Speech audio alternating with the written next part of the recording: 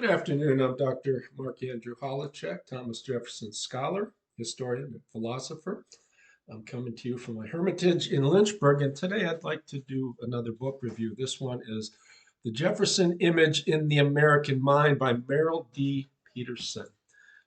Peterson, as many of you probably know, was the Thomas Jefferson Foundation Scholar at University of Virginia after Dumas Malone retired.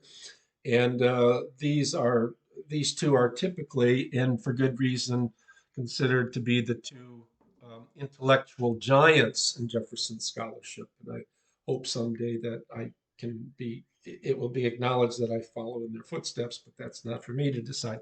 Anyways, if we were to judge a book, good or bad, by its influence on its readership, then I suspect we would categorize this book as one of the worst books in Jefferson that ever was written. And yet, that said, it's going to be strange that I say that, and yet I consider it to be one of the best books ever written on Thomas Jefferson. How can that be the case? Well, I'll get to that in a second, but say for the nonce that Peterson was one of the true few giants in the area of Thomas Jefferson scholarship. He wrote this book, and he also wrote a biography of Thomas Jefferson, as well as a number of other books, Visitors to Monticello, and a wonderful collection of essays on a large variety of topics that gave some sort of vent to the depth and breadth of Thomas Jefferson's interests in so many different topics. And so, for my part, Merrill D. Peterson is the Thomas Jefferson scholar. Uh, Now, why do I say that this is one of the worst books when we consider the effects that it's had on its readership? I say that simply because Peterson's thesis has been appropriated, or better yet, misappropriated, because it's been misunderstood. He uh, he remarks, early on, he says, this is not a book on the history of Thomas Jefferson made, but a book on what history made of Thomas Jefferson. Now, what does he mean by that? He's not trying to give readers a biography of Jefferson, tell us who Jefferson was, but he's trying to tell us he's given an historical account of what we make of Thomas Jefferson. Jefferson, many people say, is a man for all times. He is one of the most loved and hated, if not the most loved and hated, American political figures, because he had such an optimistic, sanguine viewpoint, and he was a philosopher as well as a politician. Of course, there were his flaws during his presidential, especially the second term as president. But nonetheless, he's really the perhaps the greatest American president, when we consider his level of intelligence and the amount of things that he accomplished, and maybe some of the things he failed to accomplish as president and governor and so forth. Now, what is the Jeffersonian image? Peterson writes, it's the composite representation of the historic personage and of the ideas and ideals, policies, and sentiment habitually identified with them. Uh, it's highly complex, he says. It's never uniform and never stationary.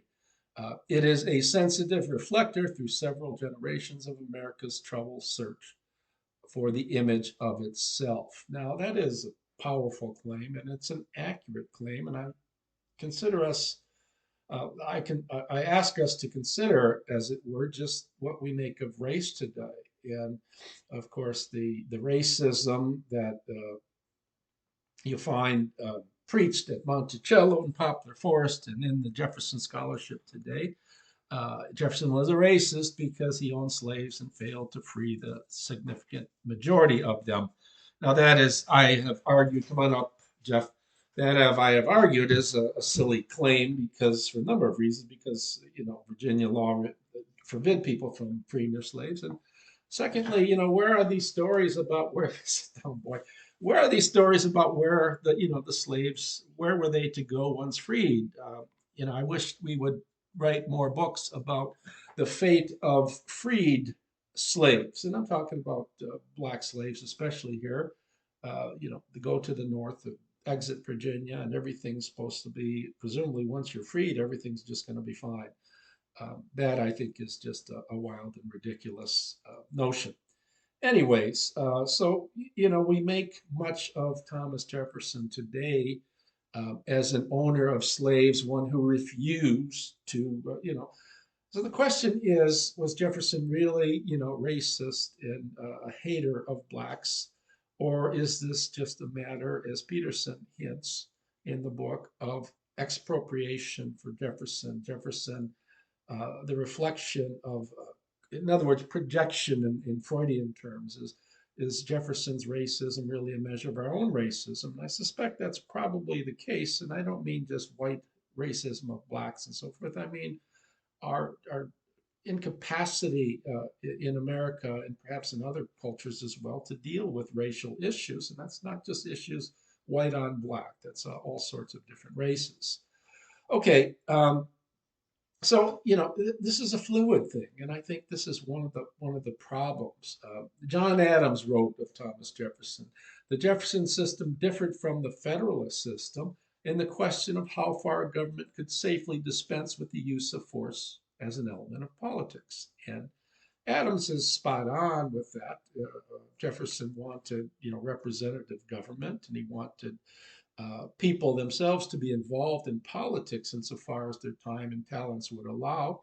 But there needed to be, for Jeffersonian Republic to work, there needed to be reforms, democratic reforms like freedom of religion, removal of primogeniture and entails, and especially freedom of religion um, and educational reforms so that all people could have access to quality, primary education, reading, writing, arithmetic, especially, and perhaps other languages and so forth.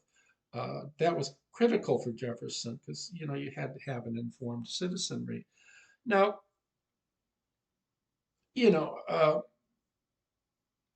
Jefferson insisted upon, and this is one of Peterson's large points, and Peterson's spot on, of the right of the people to govern themselves, right? Not of government to intervene and tell you how we ought to live, to have a special group of people so wonderfully enlightened, Jeff gets down now, so wonderfully enlightened that they know better for us how we ought to live our lives. That's a very dangerous ideal, it seems to me. Uh,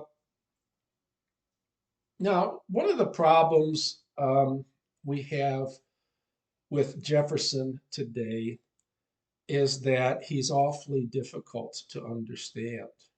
And I've talked of this in several of my writings, in almost every book that deals with any aspect of the breadth and depth of Thomas Jefferson's interests. I have something to say about that, especially Psychobiography of an American Lion, uh, the book where I do a psychoanalytic interpretation of Thomas Jefferson. What Peterson tells us, and he's spot on, is Jefferson is hard to understand. People like Peter Onuf have taken the thesis here and not understanding what Peterson is trying to say, has said Jefferson is inscrutable, impenetrable. We can't come to know Jefferson. Pete Onuf says, well, the best we can have is a possible Jefferson. We create something where consistency is the sole criterion, the sole desideratum for, for, for writing a biography of Jefferson. We could say anything we want to say, and I say at least as a qualifying remark, I say for Pete Onuf, as long as we don't say anything too nice about Jefferson, because he really didn't like Thomas Jefferson all that much. And he succeeded Merrill Peterson as the Thomas Jefferson Foundation scholar at UVA, unfortunately. The difficulty is yes, Jefferson is extraordinarily hard to understand. Why? Because he had so many different interests. He was interested in anything of any significance to the advancement of human affairs, Virginian affairs, American affairs, and human affairs, construed globally. His work as a contributing scientist, insofar as he could, work as a scientist, insofar as his political obligations allowed him to do so. So Jefferson, was an architect. He was a gardener, a farmer, a philologist in a very true sense of the word. Studied languages and studied how languages put together, and wrote to Shasta-Lux, to Marquis de Shasta-Lux, a wonderful small treatise on language itself, and how we should form words, and certain limits to the way words should be formed to create nouns and verbs of the right sort, and so forth, and adjectives and adverbs and so on.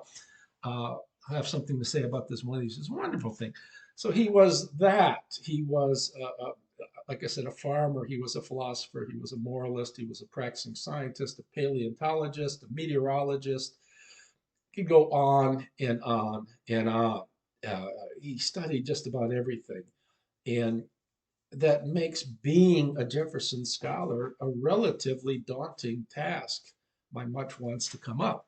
We want, as I said, an author um, who wants to be a Jefferson scholar, to be a good scholar, has to know just about everything about Thomas Jefferson. One has to be as broad and almost as deep as Jefferson to understand him. I've said before, and I'll say this again, one ought never to be a Jefferson scholar if one does not know Greek, one does not know Latin, one does not know uh, science, the history of science, because Jefferson was well studied in history, and the history of morality and aesthetic theory in his day, right? And even prior to it, insofar as there was anything about concerning aesthetic theory in people like Aristotle and so forth, and Plato. Um, so it's a daunting task to be a Thomas Jefferson historian, a Thomas Jefferson scholar. And Peterson, people think that in this book, Peterson is saying it's impossible to understand Jefferson. And that's not in the least what he says. What he says on a careful reading, if you read he's saying it is awfully darned difficult, right, um, to understand Jefferson. Um, the process as a Jefferson historian is patience, diligence, a single purposeness of mind, plodding along quietly over time. And Peterson says, the great triumph of understanding Thomas Jefferson comes at being the sort of scholar that his predecessor, Dumas Malone, was. He said Malone's greatness was his persistence in, he writes, the triumph of scholarship over controversy, right? Um, Inviting the quiet historical understanding rather than the rage of contemporaneous debate. The problem with Jeffersonian scholars today is they are filled with rage. They want contemporaneous debate, as Peterson says. To understand Jefferson, we need quiet historical understanding. We need competency. We need plotting ahead. Jeff, you're always freaking nuts. You've always got to jump up and down my lap while I'm doing one of these, don't you? So that's the key. That's the triumph of Peterson, is in telling us that, as I've known since I started doing Jefferson, that this is not easy to do. One has to be a complete scholar. I give an understanding. Jeff, get down here. I'm working on a book on Thomas Jefferson and the Native American, Thomas Jefferson and the Indians. And one of the things we have in this book by Anthony Wallace, Jefferson and the Indians, we have someone. Um, One of the reasons I'm working on the book is because the only book we have is Wallace's book, and it's a train wreck of a book. He knows very little about Thomas Jefferson. The sources from which he draws are all Jefferson haters. So he's got this jaundiced view of Thomas Jefferson, and it comes out in the book. Now, Jefferson wasn't the saint when it came to Native Americans, right? I'll point that out in my book, but he had many beautiful things to say about American Indians. And so the thing is that Wallace is an expert on Native Americans, and that comes out readily in his book. but he doesn't know enough about Thomas Jefferson, and he comes to writing the book with a hatred of Thomas Jefferson, with vitriol, and that comes out in abundancy in the book. I bought it over a decade ago, and I've never plotted beyond the introduction because there are so many hateful things that he spews out, right? So much vitriol. Uh, and so it's very, very difficult to read when you, right off the bat, you see that someone has an axe to grind. So the beauty of Peterson is this. Let me summarize. Thomas Jefferson is a difficult nut to crack. It's not impossible. One has to have the talent, the breadth, and the depth of Thomas Jefferson, or nearly so, to even begin the task, as far as I am concerned.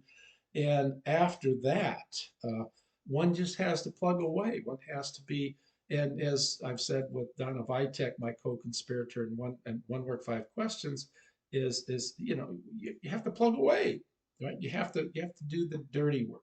You have to keep going and going, and you can't come with Jefferson. You can't come at him with an agenda. One has to read Jefferson. So the idea here, and for people who want to know Thomas Jefferson, my suggestion is this. Read Dumas Malone's 6 volumes, read the works of Merrill Peterson, read some of the older writers before the 60s when we come to terrorize the legacy of Thomas Jefferson. Read some of the older works first, and then read some of the very popular newer works that are where Jefferson is responsible for all the ills. But the most important thing is read Thomas Jefferson. I think when you read Jefferson, um, all his letters, insofar as they're accessible, he wrote over 19,000, and other works that he wrote, declarations, proclamations, addresses, and things, you come up with a different view than the view that we get in Pete Onuf and all sorts of things like that, and Annette Gordon Reed, and the view that we of Thomas Jefferson that Poplar Forest gives and that Monticello gives.